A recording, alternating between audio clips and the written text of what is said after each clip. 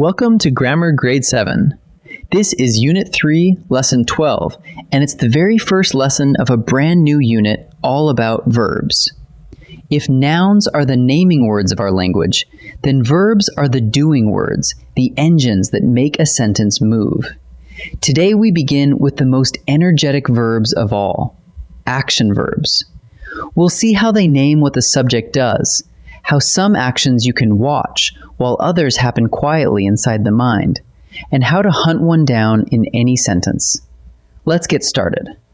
So, what is an action verb? Think of the verb as the doing word of a sentence, the part that shows something happening. An action verb names an action, and it tells you exactly what the subject does. Take a simple sentence. The goalie blocks the shot.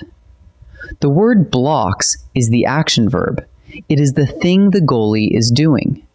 In fact, every complete sentence needs a verb like this, because without a verb, nothing is happening at all.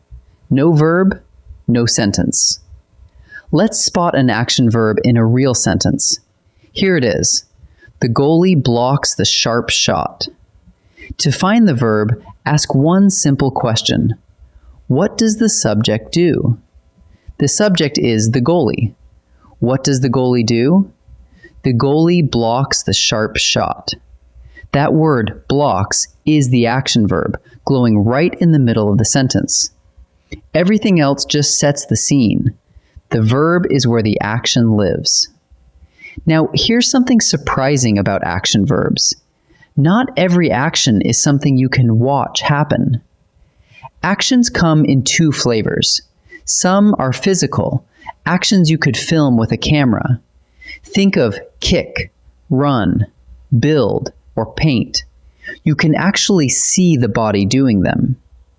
But other actions are mental, actions that happen quietly inside the mind.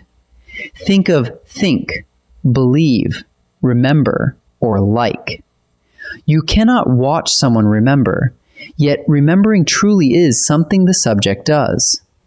So both kinds, the ones you can see and the ones you cannot, count as real action verbs. Let's sort a few and feel the difference. On the left are physical action verbs: sprint, hammer, splash. Picture each one. You can watch them happen right in front of you. On the right are mental action verbs: imagine, doubt, adore.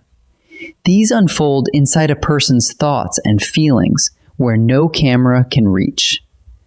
Notice both columns are full of genuine action verbs. The line between them isn't about which is real. It's simply about whether the action shows on the outside or stays on the inside. Here's a twist that trips people up. An action verb isn't always a single word.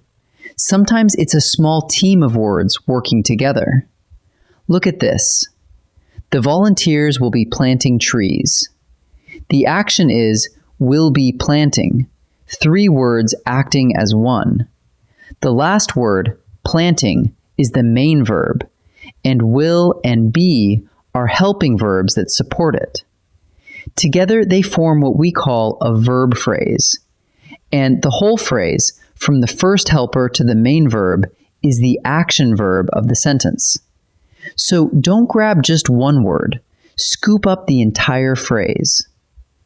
Now let's talk about 3 sneaky words: have, has, and had. These can play 2 very different roles.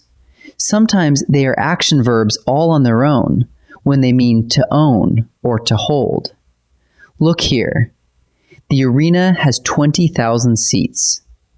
In that sentence, has means owns or holds, so it's a genuine action verb. But other times, have, has, and had are only helpers, propping up another verb. Look at this one. The team has won every game. Here, has isn't the action. It's just helping the real action verb, won. So the same little word can be the star or the assistant. Ask what it's doing. Is it showing the action itself or lending a hand to another verb? Let's turn all of this into a quick method you can use on any sentence. 2 moves. First, find the subject, the who or what the sentence is about. Second, ask the magic question. What does that subject do? Whatever answers that question, whether you can see it or only imagine it, one word or a whole phrase, that is your action verb. Find the subject, ask what it does, and the verb reveals itself. Let's practice together. Time to practice. In this first set, I'll show you a sentence, and your job is to find the action verb, the word or phrase that tells what the subject does.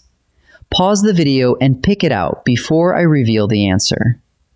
The blacksmith hammered the glowing iron. Who is the sentence about? The blacksmith.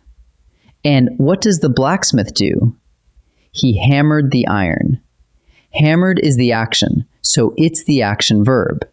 So the answer is hammered. Maria remembered the answer instantly. Careful, this action is a quiet one. What does Maria do? She remembered. You cannot watch remembering happen, but it is still something Maria does. So remembered is a mental action verb. So the answer is remembered. The hikers had climbed the steep trail. What did the hikers do? They had climbed. Notice that's 2 words working as one, a verb phrase. Scoop up the whole thing, had climbed, as the action verb. So the answer is had climbed. In this second set, each sentence has an action verb. Decide whether that action is physical, something you could watch, or mental, something that happens inside the mind. Pause and choose before I answer. The chef sliced the ripe tomatoes. Picture it. Could you watch the chef slice the tomatoes with your own eyes? Absolutely. Slicing is something the body does out in the open, so it is a physical action. So the answer is physical. Daniel believed every word of the story. Can you film someone believing? Not really. Believing takes place quietly inside the mind, so this is a mental action verb. So the answer is mental. The gymnast leaped over the balance beam. Close your eyes and you can practically see it, the gymnast leaping through the air. That is a visible physical action, so the answer is physical. Let's gather up what we learned today. An action verb names what the subject does. It's the engine that drives the sentence. To find it, ask a simple question. What does the subject do? Remember that actions come in 2 kinds. Physical actions, like kick and build, are ones you can watch. Mental actions, like think and believe, happen inside the mind, and they count just as much.